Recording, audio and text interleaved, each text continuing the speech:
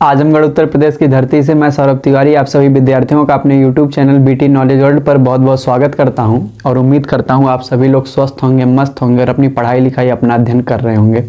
तो विद्यार्थियों, अभी तक हम लोग सिंथेसिस ऑफ सेंटेंसेस के अंतर्गत पार्टिसिपल का प्रयोग करके सिंथेसिस करना सीख लिए, इन्फिनेटिव के अंतर्गत हम लोग सिंथेसिस करना सीख लिए, सबके नियम को सीख लिए, सबकी एक्सरसाइज कंप्लीट कर लिए। और रिसेंटली पिछले वाली वीडियो में हमारी बात हो रही थी कि किस प्रकार हम लोग नॉमिनेटिव एब्सोल्यूट का प्रयोग करके अपनी सिंथेसिस की प्रक्रिया को कर सकते हैं और सेंटेंसेज को सिंथेसाइज कर सकते हैं। तो उसके अंतर्गत जितने भी 3 रूल हमारे दिए गए सेंटेंसेज के कंडीशन के आधार पे बन सकते थे, हमने सारे कंडीशन के ऊपर चर्चा कर ली और वह किस किस प्रकार से जोड़े जा सकते हैं हमने सारी बातों को डिस्कस कर लिया, जिसमें हम लोग 2 वाक्यों के दिए होने पर एक्टिव वॉइस केस के विषय में सिंथेसिस करना सीख लिए। दोनों वाक्यों में से कोई पैसिव वॉइस केस में दिया रहेगा उसके बारे में हम लोग चर्चा कर लिए। और तीसरी बात, जब हमें बी फॉर्म के अंतर्गत is are am was verb का प्रयोग हेल्पिंग वर्ब के साथ साथ फाइनाइट वर्ब के रूप में भी अर्थ प्रदान करने में कार्य करता है, तो उसके जगह पे किस प्रकार बीइंग का प्रयोग करके हम लोग बना सकते हैं। हम लोगों ने तीनों प्रकार के नियम को अच्छे से देखा था और कुछ प्रैक्टिस क्वेश्चन भी इस पर आधारित किए थे। आज हम लोग नॉमिनेटिव एब्सोल्यूट के ऊपर आधारित एक्सरसाइज को देखेंगे और इस एक्सरसाइज को कंप्लीट करने के साथ ही हमारा नॉमिनेटिव एब्सोल्यूट कंप्लीट हो जाएगा। तो उम्मीद करते हैं आज सीरियसनेस के साथ सब लोग इस एक्सरसाइज को देखेंगे और सभी अलग अलग जो सेंटेंसेज आपको बताए जाएंगे सब आप लोग क्रम से देखते जाएंगे और समझते जाएंगे कि किस जगह पे कौन सा नियम लग रहा है और क्यों लग रहा है और किस प्रकार सिंथेसिस किया जाएगा। तो उम्मीद करते हैं सब लोग तैयार होंगे। हो जाइए तैयार इस शानदार से एक्सरसाइज के लिए और हम लोग आज की वीडियो की शुरुआत करते हैं बिना किसी देरी के। आज का लल्ला पहला सेंटेंस है। सबसे पहले सेंटेंस को सब लोग ध्यान से देखेंगे। The sun rose, the sun rose. और दूसरा सेंटेंस है the birds began to chirp, the birds began to chirp. सब हमारी बात ध्यान से सुनेंगे। पहले वाक्य का अर्थ होता है द सन रोज। यहाँ पे जो लिखा गया है द सन मतलब सूर्य और रोज मतलब उदित हुआ यानी सूर्य उगा। और दूसरा कह रहा द बर्ड्स मतलब पक्षियां बिगैन प्रारंभ कर दी, टू चर्प मतलब होता है चहचहाना। तो दोनों वाक्यों का अलग अलग अर्थ हुआ कि सूर्य उदित हुआ और जो पक्षियां थी वह चहचहाना प्रारंभ कर दी, चहचहाना शुरू कर दी। हम लोग देख रहे हैं कि अगर हम लोगों को इनका सिंथेसिस करना है तो पहले वाक्य का जो सब्जेक्ट है वह सन है और दूसरे वाक्य का जो सब्जेक्ट है वह बर्ड है। तो इस प्रकार दोनों वाक्यों के जो सब्जेक्ट हैं वो अलग अलग है। पहले वाक्य का सब्जेक्ट और दूसरे वाक्य का सब्जेक्ट अलग अलग है। हम लोग देख रहे हैं पहले वाक्य का जो वर्ब है वह राइज की सेकंड फॉर्म रोज है और दूसरे वाले में बिगैन है। तो हम लोग देख रहे हैं दोनों की जो फाइनाइट वर्ब है दोनों वाक्यों की वो भी अलग अलग है। और तीसरी कंडीशन हम लोग देख रहे हैं यहाँ पे सूर्य उदित हुआ जिसका कैजुअल रिजल्ट दिखाई दिया कि जो पक्षियां थी वह चहचहाने लगी। तो हमें यहाँ पे कैजुअल रीजन और रिजल्ट का रिलेशन भी दिखाई दे रहा है। तो जब हम लोग जानते हैं ये तीनों कंडीशन मिल जाती है तो हम लोग नॉमिनेटिव एब्सोल्यूट का प्रयोग कर सकते हैं। अब हमें ये देखना है कि ये एक्टिव वॉइस केस के अंतर्गत आया है कि पैसिव वॉइस केस के अंतर्गत आया है। लल्ला हम लोग देख रहे हैं पहला सेंटेंस और दूसरा सेंटेंस इस प्रकार दिया गया है कि दोनों सिंपल पास्ट में है तो एक दूसरे के फॉर्मल या इनफॉर्मल पैसिव वॉइस नहीं हो सकते हैं, यानी दोनों एक्टिव वॉइस केस में दिए गए हैं। इसीलिए हम लोग एक्टिव वॉइस केस के नियम से जब इसको बनाएंगे तो हमारा इसका सिंथेसिस का सिंपल सेंटेंस हो जाएगा द सन हैविंग और जो वर्ब दी होती है उसका थर्ड फॉर्म यूज करते हैं राइज रोज राइजन। तो द सन हैविंग राइजन और फिर कामा लगा देंगे और दूसरे सेंटेंस को एग्जैक्टली हम लोग लिख देंगे the birds began to chirp, the birds began to chirp. तो इस प्रकार से ये जो नया वाक्य निकल के आया है अपने आप में एक सिंपल सेंटेंस है और किस नियम द्वारा बना, नॉमिनेटिव एब्सोल्यूट द्वारा। कोई पूछेगा यहाँ नॉमिनेटिव एब्सोल्यूट कहाँ दिखाई दे रहा है तो हम लोग द सन हैविंग के नीचे अंडरलाइन कर देंगे कि यही हमारा नॉमिनेटिव एब्सोल्यूट है, क्योंकि नॉमिनेटिव एब्सोल्यूट की पहचान है कि अगर दिए गए वाक्य का सब्जेक्ट जो है वह अपने तुरंत बाद पार्टिसिपल ग्रहण कर रहा है अर्थात वह जो करता है वह स्वतंत्र है, तो ऐसी स्थिति को हम लोग नॉमिनेटिव एब्सोल्यूट के नाम से जानते हैं। उम्मीद करते हैं सब लोग पहले सेंटेंस को एक्सरसाइज की समझ गए होंगे और आपको बात समझ में अच्छे से आ गई होगी कि हम लोग किस प्रकार इसका सिंथेसाइज किया। हम लोग आगे बढ़ते हैं। और आज का दूसरा सेंटेंस लेते हैं, या एक्सरसाइज का दूसरा सेंटेंस लेते हैं। और लल्ला दूसरे सेंटेंस में हमसे कह रहा है, सुनो हमारी बातों को ध्यान से सुनते जाएं और नोट्स में लिखते जाएं। दूसरा सेंटेंस है the police arrived, the police arrived. और दूसरा सेंटेंस है the robbers ran away, the robbers ran away. लल्ला ध्यान से देखिए, द पुलिस मतलब जो पुलिस थी, अराइव्ड मतलब आ गई, द रॉबर्स मतलब जो डाकू थे, रैन अवे मतलब भाग गए। अब अगर हम लोग दोनों सेंटेंस को ध्यान से देखें तो पहले का जो सब्जेक्ट है वह पुलिस है और दूसरे वाले सेंटेंस का जो सब्जेक्ट है वह रॉबर्स है। तो हम लोग देख रहे हैं दोनों वाक्यों के सब्जेक्ट क्या है, अलग अलग हैं, यानी असमान है, यानी डिफरेंट है। अब दोनों की फाइनाइट वर्ब देखते हैं, पहले की अराइव है, दूसरे की रन अवे है। तो हम लोग देख रहे हैं दोनों की फाइनाइट वर्ब भी अलग अलग है। अब दोनों में कैजुअल रीजन रिजल्ट का भी रिलेशन है, क्योंकि जब पुलिस आई तो उसका परिणाम हुआ कि जो रॉबर्स वे चले गए या भाग गए। तो इस प्रकार हमें तीनों कंडीशन प्राप्त हुई कि सब्जेक्ट जो है वह असमान है। पहली कंडीशन सब्जेक्ट जो है वे असमान है, दूसरी कंडीशन जो वर्ब है वे भी असमान है, यानी अलग अलग है। और तीसरी कंडीशन हमें मिली कि दोनों वाक्यों में हमें कैजुअल रीजन और रिजल्ट का संबंध दिखाई दिया। तो इस प्रकार हम लोग नॉमिनेटिव एब्सोल्यूट लगा सकते हैं और एक्टिव वॉइस केस में दिए गए हैं, क्योंकि दोनों सिंपल पास्ट में लिखे गए हैं। तो हम लोग जब इसको सिंथेसाइज करेंगे तो लिखेंगे the police having arrived, the police having arrived, comma the robbers ran away, the robbers ran away। तो इस प्रकार से इस दिए गए दूसरे सेंटेंस का भी हम लोग आसानी से सिंथेसाइज कर दिए।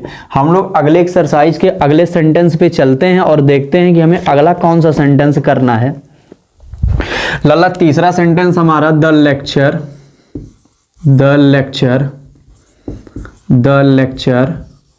was over, the lecture was over, the students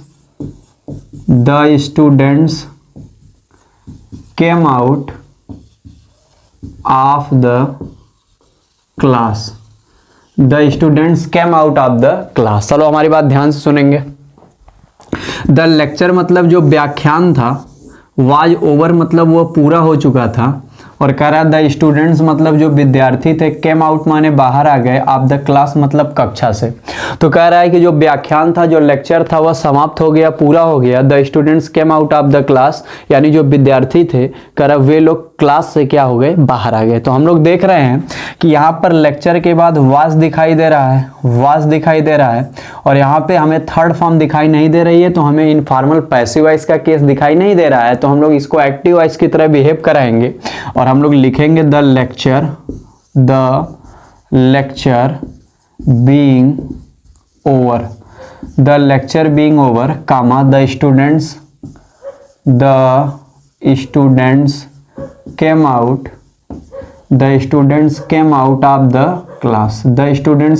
of the class. और इसका अर्थ हो गया व्याख्यान पूरा होने के कारण कराए जो सभी विद्यार्थी थे या जो विद्यार्थी थे वे क्लासरूम से क्या आ गए, बाहर आ गए। तो उम्मीद करते हैं आपको बात समझ में आई होगी।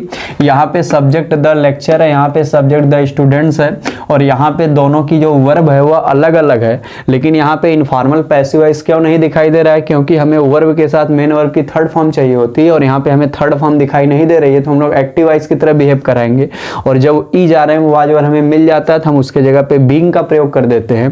तो हो गया the lecture being over, comma the students came out of the class. उम्मीद करते हैं सबको सारी बातें समझ में आ रही होंगी और आप लोग आराम से एक एक बातों को तसल्ली से समझते जा रहे होंगे। हम लोग एक्सरसाइज के अगले सेंटेंस की तरफ बढ़ते हैं, और अगला सेंटेंस है, सब हमारी बातें ध्यान से सुनते जाएं लल्ला। और कोई भी दिक्कत आप लोगों को कहीं भी लग रही हो तो आप लोग कमेंट बॉक्स के माध्यम से बता सकते हैं अगले वीडियो में, या तो उसी जो आप हमें कमेंट करेंगे उसी के आंसर के रूप में आपको कोई न कोई रिस्पांस मिल जाएगा, या तो अगले वीडियो में उसकी चर्चा कर दी जाएगी, जो भी आपको दिक्कत रहेगी। अगला सेंटेंस है, चलो ध्यान से समझें। अगला सेंटेंस है it is extremely hot, it is extremely hot. और दूसरा सेंटेंस है one could not do, one could not do any work, one could not do any work. चलो हमारी बात ध्यान सुने। करा इट मतलब यह, इज मतलब है एक्सट्रीमली मतलब आवश्यकता से अधिक, हॉट मतलब गर्म, यानी जो दिन है वो आवश्यकता से अधिक क्या है, गर्म है, क्योंकि इट का प्रयोग दिन के लिए किया जा सकता है, महीनों के लिए किया जा सकता है, वर्ष के लिए किया जा सकता है, ऋतुओं के लिए किया जा सकता है। तो इस प्रकार से कह रहा है कि जो दिन है वह अत्यधिक या आवश्यकता से अधिक गर्म है। कह रहा वन मतलब कोई भी व्यक्ति, यहाँ पे यह इंडिफिनिट प्रोनाउन के रूप में यूज किया गया है। वन मतलब कोई भी व्यक्ति, कुड नॉट डू नहीं कर सकता है कि नहीं कर सकता था, एनी वर्क मतलब कोई भी कार्य। कह रहा दिन बहुत या आवश्यकता से अधिक या अत्यधिक गर्म है। कह रहा कोई भी व्यक्ति कोई कार्य नहीं कर सकता था। तो हम लोग देख रहे हैं यहाँ पे दोनों वाक्यों के सब्जेक्ट अलग अलग हैं। पहले वाक्य का सब्जेक्ट इट है और दूसरे वाक्य का सब्जेक्ट वन है, तो इसका मतलब दोनों के सब्जेक्ट अलग अलग हैं। अब हम लोग दोनों के वर्ब की बात करते हैं। यहाँ पे केवल इज का प्रयोग किया गया है। हॉट क्या है, एडजेक्टिव है, एक्सट्रीमली क्या है उसकी विशेषता बता रहा है, तो एडवर्ब है। यहाँ पे हॉट एडजेक्टिव है और एक्सट्रीमली क्या है, एडवर्ब है। तो यहाँ पे इज जो है वह यहाँ पे अकेला वर्ब के रूप में काम कर रहा है। यहाँ पे आप देखेंगे तो कुड नॉट और डू एनी वर्क, तो यहाँ पे हमारा कुड नॉट, कुड क्या है, मॉडल वर्ब है जो है हेल्पिंग वर्ब का काम कर रहा है, और यहाँ पे डू क्या है, हमारी फाइनाइट वर्ब है। तो हम लोग देख रहे हैं कि वर्ब भी अलग अलग है।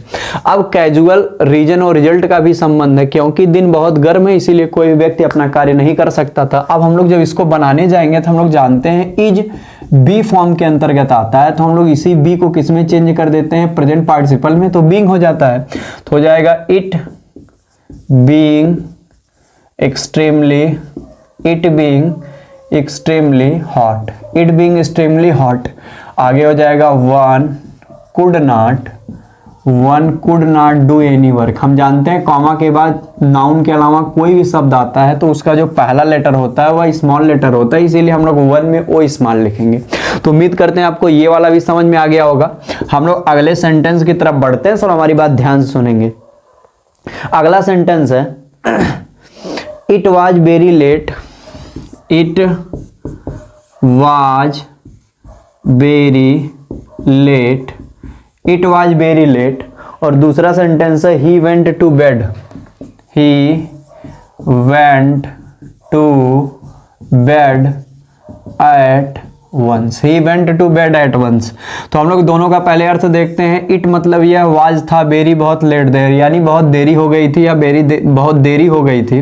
ही वेंट टू बेड, वह बिस्तर पे चला गया। एट वंस मतलब तुरंत। करा बहुत देर हो गई थी, करा इसीलिए वह तुरंत बिस्तर पर चला गया। तो हम लोग देख रहे हैं दोनों वाक्यों के सब्जेक्ट अलग अलग है। यहाँ पे इट है और यहाँ पे ही है। दोनों वाक्यों का जो वर्ब है वो अलग अलग है। यहाँ पे वाज जो है वो वर्ब का काम कर रहा है, हेल्पिंग वर्ब के साथ साथ अर्थ प्रदान करने में भी काम कर रहा है। और यहाँ पे हमारी जो वर्ब है वह वेंट है, तो दोनों की वर्ब भी अलग अलग है। और दोनों में कैजुअल रीजन रिजल्ट का भी लल्ला संबंध पाया जा रहा है, क्योंकि बहुत देर हो चुकी थी इसीलिए वह तुरंत सोने के लिए चला गया। अब हम लोग देख रहे हैं कि यहाँ पे इज आ रहे हैं, वाज वर्ब जब आता है और अलग से वर्ब नहीं दी रहती है तो हम उसके जगह पे पार्टिसिपल बनाने के लिए बीइंग का प्रयोग कर देते हैं। तो हम लोग सबसे पहले लिखेंगे it being very late. It being very late का मतलब है बहुत ज़्यादा देरी हो जाने के कारण।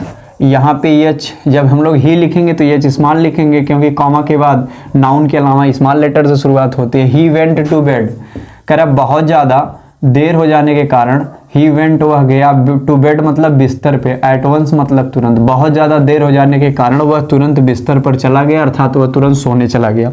हम लोग अगला सेंटेंस लेते हैं। चलो अगले वाले सेंटेंस को ध्यान से देखेंगे।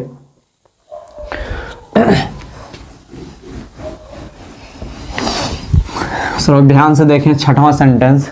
अगला सेंटेंस है, सिक्स्थ सेंटेंस है, her father is dead, her father is dead, her father is dead.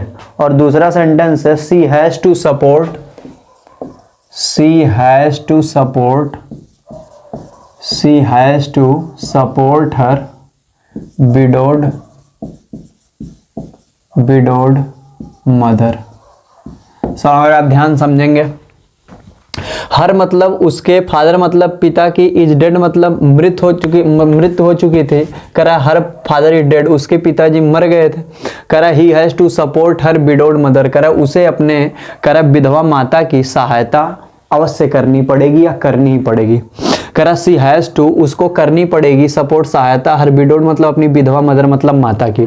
तो यहाँ पे हम लोग देख रहे हैं दोनों वाक्यों के सब्जेक्ट अलग अलग हैं। यहाँ पे हर फादर यानी उसके पिता, और यहाँ पे सी यानी वह लड़की।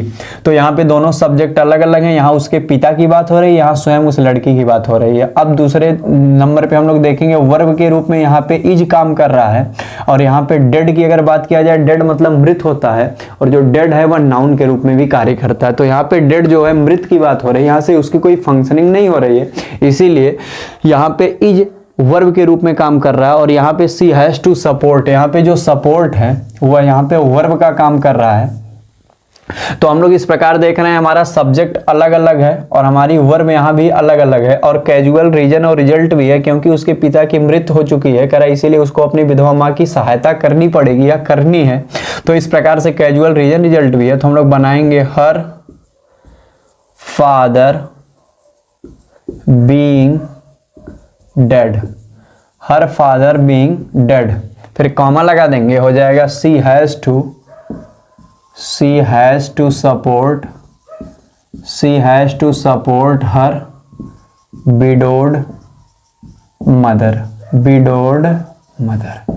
उम्मीद करते हैं आपको ये वाला भी सिंथेसिस समझ में आ गया होगा। तो हम लोग 6 सेंटेंस कर चुके हैं, हम लोग 7वें सेंटेंस की तरफ बढ़ते हैं। आप लोग लाइक करते रहिए, जो लोग चैनल पे पहली बार आए वह सब्सक्राइब भी कर लेंगे। जो भी जरूरतमंद विद्यार्थी होंगे जिनको इन प्रकार की वीडियोज की जरूरत होगी, जो क्लास 12 में अभी अपनी एग्जाम स्टार्ट किए और वह सिंथेसिस पढ़ना चाहते हैं, आप लोग ऐसे बच्चों तक वीडियो को शेयर करते रहिए, लाइक भी करते रहिए, कमेंट भी करते रहिए, जिससे ये समझ में आता रहे कि आप लोग सारी वीडियो को देखते जा रहे हैं और आपको सारी बातें अच्छे से समझ में आती जा रही होंगी। तो आप लोग लाइक, शेयर, सब्सक्राइब, कमेंट ये अपने चैनल को सपोर्ट करने के लिए करते रहेंगे और पूरे मन से, पूरे तन मन धन से पढ़ते रहेंगे, जिससे आने वाली परीक्षाओं में आपके लिए बहुत ज़्यादा फायदेमंद ये वीडियो साबित हो। तो हम लोग अगले वीडियो पे चलते हैं, अगले क्वेश्चन पे चलते हैं। हमारा अगला जो सेंटेंस है, तो हमारा सेंटेंस है it is a bank holiday. It is a bank holiday, it is a bank holiday. और दूसरा सेंटेंस है we can not withdraw any money. We can not withdraw any money.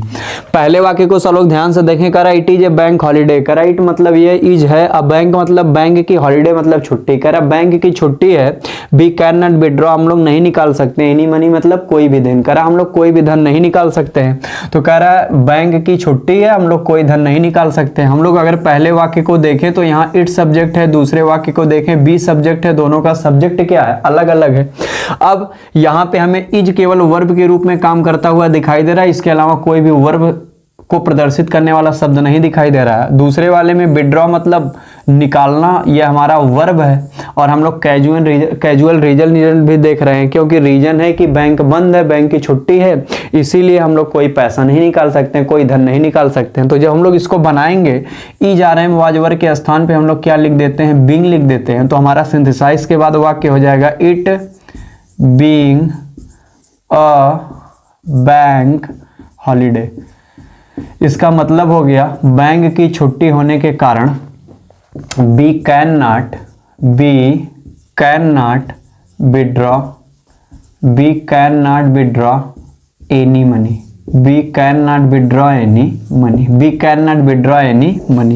तो उम्मीद करते हैं आपको ये वाला सेंटेंस भी समझ में आ गया होगा कि यहाँ पे बीइंग का प्रयोग कब किया जाएगा, जब हमें पहले वाले वाक्य में ई जा रहे हैं वाज वर्ब का प्रयोग तो दिखाई दे, लेकिन इसके साथ कोई अलग से एक्स्ट्रा फाइनाइट वर्ब दिखाई नहीं देती है।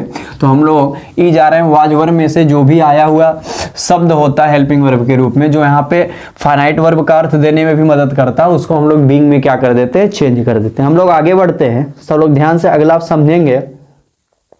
The fog was very dense, the fog was very dense, the fog was very dense, no one could see through, no one could see through the, no one could see through the streets, no one could see through the streets। सब हमारी बात ध्यान समझेंगे। इसके लिए पहला वाला वाक्य दिया, the fog was very dense. The fog मतलब जो कोहरा, वाज मतलब था, वेरी मतलब बहुत, डेंस मतलब होता है घना। डेंस मतलब क्या होता है? घना। तो कह रहा है जो कोहरा था, जैसे इस समय ठंडी का समय चल रहा है तो सुबह के समय आप देखते होंगे बहुत भारी मात्रा में कोहरा दिखाई देता है, जिससे हम लोग एक तरफ से दूसरी तरफ, कभी कभी इतना घना कोहरा होता है कि हम लोग एक तरफ से दूसरी तरफ नहीं देख पाते हैं। जैसे जैसे हम लोग आगे बढ़ते रहते हैं वैसे वैसे थोड़ा थोड़ा विजिबल होता रहता है, थोड़ी और दूरी पे, थोड़ी और दूरी पे, थोड़ी और दूरी पर चीजें हमें विजिबल होती है। लेकिन अगर हम बहुत एक जगह से खड़े होकर दूर तक देखना चाहें, कोहरे में से जब बहुत घना कोहरा होता है, डेंस फॉग होता है, तो हम लोग नहीं देख पाते हैं। सिमिलरली वैसे ही बात हो रही है कि the fog was very dense मतलब जो कोहरा था वो बहुत ज्यादा घना था। नो वन माने कोई भी व्यक्ति नहीं, कुड सी देख सकता था, थ्रू से होकर, द स्ट्रीट्स माने गली से, यानी बहुत ज्यादा घना कोहरा होने के कारण अगर कोई चाहता गली से होकर देखने का कौन आ रहा है, जा रहा है, क्या आगे हो रहा है, वो नहीं देख सकता था क्योंकि बहुत ज्यादा घना कोहरा था। तो हम लोग अगर ध्यान से देखें, पहले वाक्य का सब्जेक्ट फॉग है, दूसरे वाक्य का सब्जेक्ट नो वन है, दोनों सब्जेक्ट अलग अलग है। पहले वाले वाक्य में वाज केवल आया है, इसके साथ कोई अलग से वर्ब नहीं आ रही है, तो केवल वर्ब के कार्य वाज कर रहा है। और दूसरे वाले में कुड सी थ्रू, सी यहाँ पे कर रहा है। तो हम लोग देखना है कैजुअल रीजन रिजल्ट भी है कि फॉग बहुत डेंस था, इसीलिए कोई भी गली से होकर नहीं देख सकता था। तो हम लोग को सारी कंडीशन प्राप्त हो गई। और जहाँ पे ई जा रहे हैं, वाज वर्ब का प्रयोग अकेले वर्ब के रूप में होता है या फाइनाइट वर्ब की भी भूमिका अर्थ निकालने की दृष्टि से निभाता है, तो वहां पे हम लोग बीइंग लगा देते हैं, तो हो जाएगा the fog being very dense। the fog being very dense, घना कोहरा होने के कारण no one could see through the streets, through the streets. बहुत अधिक घना कोहरा होने के कारण करा कोई भी गली से होकर या गली में से होकर नहीं देख सकता था, यानी गली में गुजरने वाली चीजों को या जो भी चीजें वहां मौजूद थी उसको कोई नहीं देख सकता था। तो उम्मीद करते हैं आपको ये वाला भी समझ में आ गया होगा। अगला हम लोग देखते हैं, नवा सेंटेंस हम लोग लेते हैं। अगला सेंटेंस है the film was very boring. The film was very boring. और दूसरा सेंटेंस आई लेफ्ट इट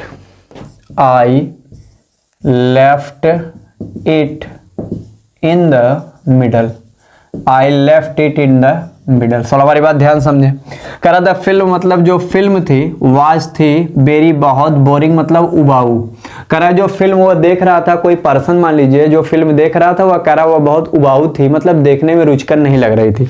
कह रहा आई लेफ्ट इट, मैंने इसको छोड़ दिया, इन द मिडिल माने बीच में ही। कह रहा है कि जिस मूवी को मैं देख रहा था जो बहुत उबाऊ थी, रुचिकर नहीं थी, इंटरेस्टिंग नहीं थी, कह रहा मैंने उसको बीच में ही क्या कर दिया, छोड़ दिया। चलो हमारी बात ध्यान से देखें, यहाँ पे फिर वाज का प्रयोग दिखाई दे रहा है, तो हम लोग इसको बीइंग में चेंज कर देंगे।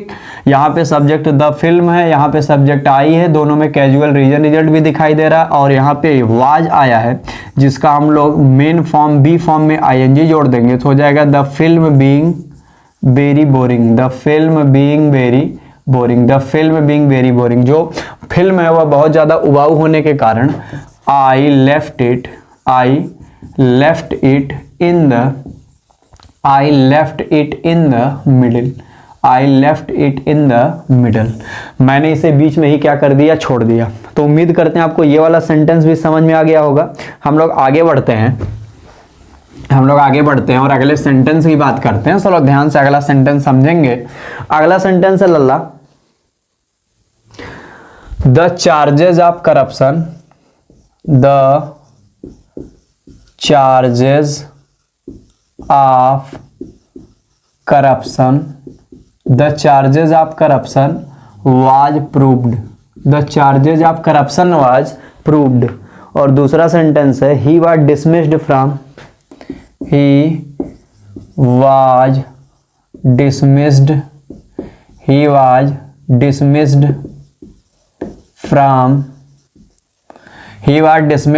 job.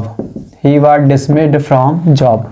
तो कह रहा था चार्जेज मतलब जो आरोप थे आप करप्शन मतलब भ्रष्टाचार के, वाज प्रूव्ड मतलब सिद्ध हो गए। कह रहा जो करप्शन के चार्जेस थे यानी जो भ्रष्टाचार के आरोप लगे हुए थे, कह रहा वाज प्रूव्ड मतलब वो सिद्ध हो गए, सत्यापित हो गए। कह रहा ही वाज डिसमिस्ड उसको बर्खास्त कर दिया गया, फ्रॉम जॉब मतलब नौकरी से। कह रहा जो नौकरी वह कर रहा था उसको उसकी नौकरी से क्या कर दिया गया, हटा दिया गया, बर्खास्त कर दिया गया। क्यों हटाया गया? क्योंकि चार्जेस मतलब क्या, चार्जेस मतलब जो आरोप लगाए गए थे, किसके आरोप, आप करप्शन मतलब क्या होता है, भ्रष्टाचार। जो भ्रष्टाचार के आरोप लगाए गए थे वो प्रूव्ड मतलब सिद्ध हो गए, साबित हो गए। करा इसीलिए उसको डिसमिस कर दिया गया। डिसमिस मतलब होता है पद से हटा दिया जाना, उसी को हम लोग कहते हैं बर्खास्त कर देना। तो करा he was dismissed from job, करा उसको नौकरी से क्या कर दिया गया, बर्खास्त कर दिया गया। सर हमारी बात ध्यान से सुने। तो हम लोग इसमें लिखेंगे, हम लोग देख रहे हैं द चार्जेज ऑफ करप्शन, यहाँ सब्जेक्ट अलग है, यहाँ पे ही है, दोनों सब्जेक्ट अलग अलग है, कैजुअल रीजन रिजल्ट है। तो हम लोग इसको बना लेंगे आसानी से, the charges of corruption, the charges of corruption, the charges of corruption. यहाँ पे हम लोग देख रहे हैं वाज के साथ हमें मेन वर्ब की थर्ड फॉर्म दिखाई दे रही है, क्योंकि यहाँ पे प्रूव्ड का प्रयोग दिखाई दे रहा है, तो हमें इनफॉर्मल पैसिव वॉइस का केस मिल रहा है। तो हो जाएगा the charges of corruption having been, the charges of corruption having been proved, comma he was dismissed, comma he was dismissed from job. तो अर्थ हो गया charges of corruption having proved मतलब भ्रष्टाचार का आरोप सिद्ध होने के कारण करा he was dismissed from job, करा उसको अपनी नौकरी से क्या कर दिया गया, हटा दिया गया या बर्खास्त कर दिया गया। चलो अगला देखेंगे, अगले सेंटेंस की हम लोग चर्चा करते हैं। हम लोग आगे बढ़ते रहते हैं, आप लोग लाइक कमेंट करते रहें ध्यान से। चलो अगला सेंटेंस देखेंगे, अगला है potatoes are very bad this year, potatoes are very bad this year, potatoes are very bad this year. और दूसरा sentence the prices of potatoes, the prices of potatoes, the prices of potatoes will increase, will increase, will increase. चलो ध्यान समझे, will increase. हमारा पहला sentence है potatoes मतलब जो आलू हैं, आर वेरी बैड मतलब बहुत बेकार हैं, दिस ईयर मतलब इस वर्ष। करा इस वर्ष जो आलू की पैदावार हुई या जो आलू इस बार हुई, करा इस वर्ष बहुत बेकार हुई है। करा द प्राइसेस मतलब जो मूल्य है पोटैटोज मतलब आलू के, विल इंक्रीज मतलब क्या होंगे, वृद्धि करेंगे यानी बढ़ेंगे। करा क्योंकि इस साल जो आलू है वो इतना अच्छा नहीं हुआ है, करा इसीलिए उसके जो प्राइस है, करा उसके जो मूल्य है वह इस बार क्या करेंगे, बढ़ेंगे। तो हम लोग देख रहे हैं पहले वाक्य का सब्जेक्ट पोटैटो है, दूसरे वाक्य का प्राइसेस ऑफ पोटैटोज है यानी प्राइस है, दोनों का सब्जेक्ट अलग अलग है।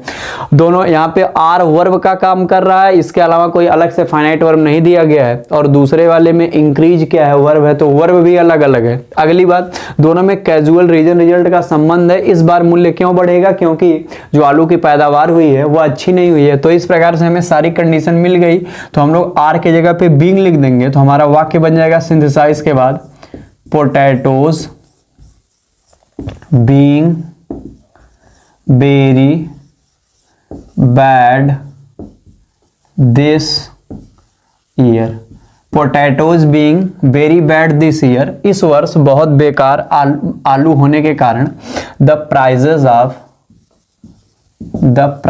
Of potatoes will increase. तो कह रहा है कि आलू बहुत बेकार इस वर्ष होने के कारण कह रहा है उसका जो मूल्य है, कह रहा वह क्या करेगा, बढ़ेगा या वृद्धि करेगा। उम्मीद करते हैं ये वाला वाक्य भी सब लोग समझ गए होंगे। हम लोग आगे बढ़ते हैं, अगला वाक्य है the cloud dispersed,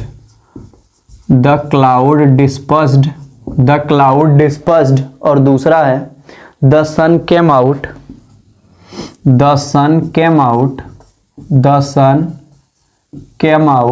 bright in the sky. चलो ध्यान समझे, पहले वाले वाक्य का अर्थ है द क्लाउड्स मतलब जो बादल थे, डिस्पर्स्ड मतलब छट गए, हट गए। कह रहा द सन मतलब जो सूर्य था, केम आउट बाहर आया, ब्राइट पूरा चमकदार यानी चमकता हुआ, इन द स्काई मतलब आकाश में। तो कह रहा है कि बादल छट गए और जो सूर्य अपने पूरे प्रकाश के साथ यानी पूरे चमक के साथ कह रहा है आकाश में बाहर निकल गया। तो हम लोग देख रहे हैं पहले वाक्य का सब्जेक्ट क्लाउड है यानी बादल है और दूसरे का सन मतलब सूर्य है। पहले वाक्य की जो वर्ब है वह डिस्पर्स्ड है यानी छंट जाना, हट जाना, और दूसरे की केम आउट है यानी बाहर आ जाना। तो इस प्रकार से हमारा सब्जेक्ट अलग अलग है, वर्ब अलग अलग है। कैजुअल रीजन रिजल्ट भी है, क्योंकि बादल छट गए इसीलिए जो सूर्य है वह आकाश में वापस आ गया। तो इस प्रकार से हम लोग देख रहे हैं कि हमें सारी कंडीशन मिल रही है और ये दोनों सिंपल पास्ट में लिखे गए हैं, तो इसीलिए हमारा एक्टिव वॉइस केस बनता है। तो हम लोग इसको बना देंगे the clouds having dispersed, the clouds having dispersed, फिर कामा लगा देंगे, the sun came out, the sun came out bright in the sky, in the sky। तो इस प्रकार से इसका अर्थ हो गया कि बादल छट जाने के कारण करा जो सूर्य है वह बिल्कुल चमकदार स्थिति में करा है कि चमकते हुए करा आकाश में क्या हो गया, आसमान में क्या हो गया, वापस आ गया। तो उम्मीद करते हैं आपको ये वाला भी समझ में आ गया होगा। हम लोग दो सेंटेंस और देखते हैं इसके, बड़े इंपॉर्टेंट सेंटेंस, और लोग ध्यान समझेंगे कि अगले दो सेंटेंस को हम लोग किस प्रकार से बनाते हैं। चलो हमारी बात ध्यान से समझेंगे।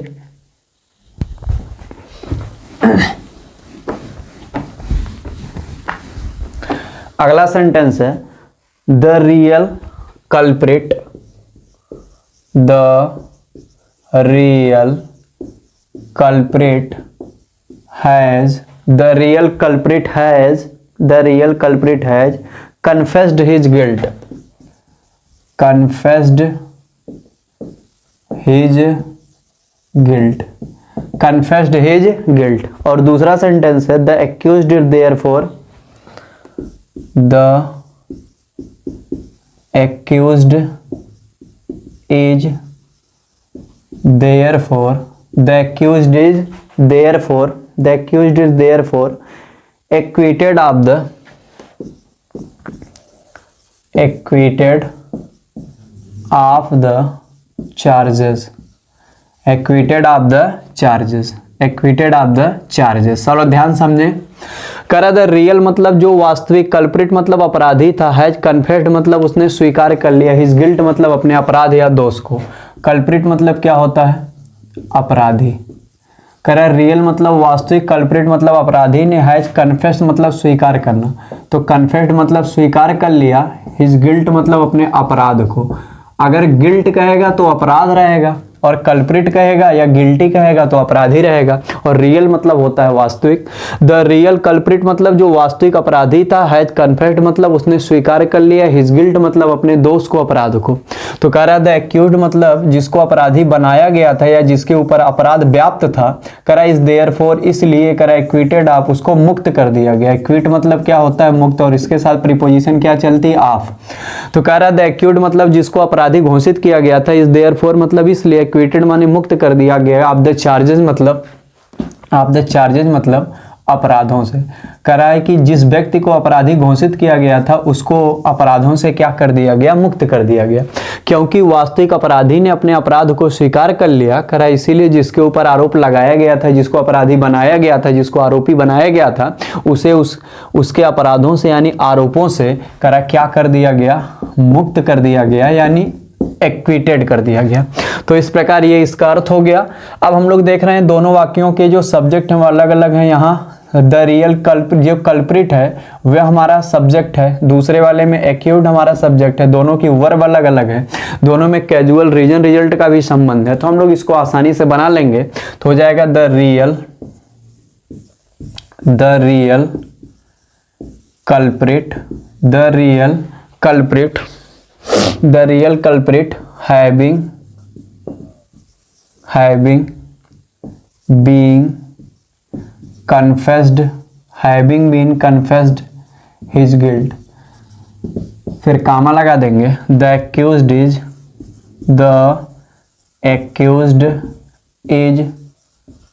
therefore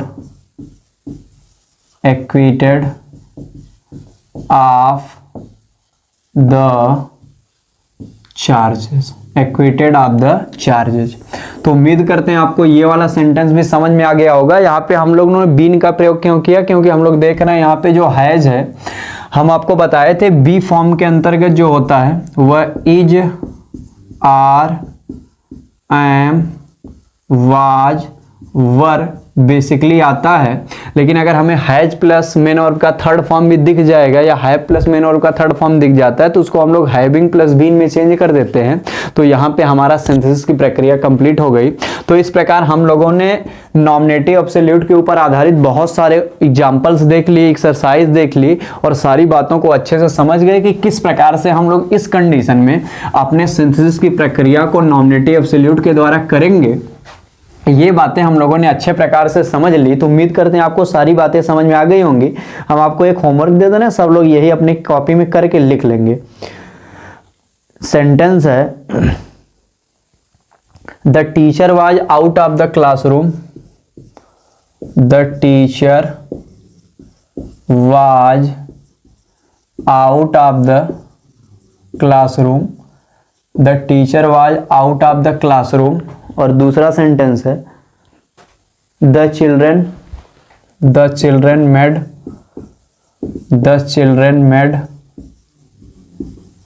a lot of noise, सब लोग इसको प्रैक्टिस के रूप में लिख लेंगे या इसको होमवर्क के रूप में लिख लेंगे। इस वाले सेंटेंस का सब लोग आंसर हमें कमेंट बॉक्स में करके दिखाएंगे। इस प्रकार हमारा नॉमिनेटिव एब्सोल्यूट कंप्लीट हो गया।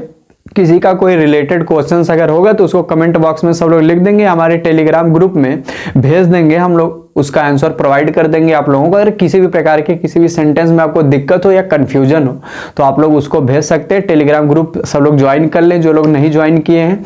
और अगर कोई भी संबंधित दिक्कत, चाहे वो पार्टिसिपल के ऊपर हो, चाहे इन्फिनेटिव के ऊपर हो या नॉमिनेटिव एब्सोल्यूट के ऊपर, जो क्योंकि हमारी तीनों टॉपिकें कंप्लीट हो चुकी हैं एक तरह से और हमने मैक्सिमम प्रैक्टिस भी कर ली है। तो अगर आपको कोई भी आपके बुक से संबंधित या जो भी रिसोर्स से आप पढ़ रहे होंगे इंटरमीडिएट में, आपको अगर कोई भी ऐसी दिक्कत महसूस हो तो आप हमारे टेलीग्राम ग्रुप पे या तो वो भेज सकते हैं या तो आप नीचे कमेंट कर सकते हैं। आपका कमेंट भी देखा जाएगा और अगर आपने टेलीग्राम ग्रुप में मैसेज किया तो उसको भी देखा जाएगा और उस जो भी आपने क्वेश्चन भेजा हुआ है उसका आपको पक्का कोई न कोई निवारण दिया जाएगा। तो हम लोग जब नेक्स्ट वीडियो में मिलेंगे तो हम लोग नई टॉपिक के ऊपर चर्चा करेंगे और इसी के आगे का जो सिंपल सेंटेंस बनाने के सिंथेसिस की प्रोसेस है सिंपल सेंटेंस की, हम लोग उसके ऊपर चर्चा करेंगे। तो हम लोग मिलते हैं नेक्स्ट वीडियो में। तब तक आप लोग अच्छे से पढ़ाई करते रहें, अपने स्वास्थ्य का ध्यान रखें, माता पिता का सम्मान करते रहें और अपने भारत के नवनिर्माण में जो भी अपनी भूमिका पढ़ाई के द्वारा आप दे सकते हैं और एक अच्छे नागरिक के रूप में देने का प्रयास कर सकते हैं, अभी एक विद्यार्थी के रूप में कर सकते हैं, आप लोग वो कार्य करते रहें। और कहीं भी कोई समस्या रहे तो आप लोग जरूर बताएंगे, उसका जो भी संगत समाधान रहेगा वो आपको प्रोवाइड किया जाएगा। तो हम लोग मिलते हैं नेक्स्ट वीडियो में नए कंटेंट के साथ, अपने भाई बहनों के लिए एक नई ऊर्जा के साथ, एक नए जोश और एक उमंग और विश्वास के साथ। तब तक के लिए आप सभी का बहुत बहुत धन्यवाद।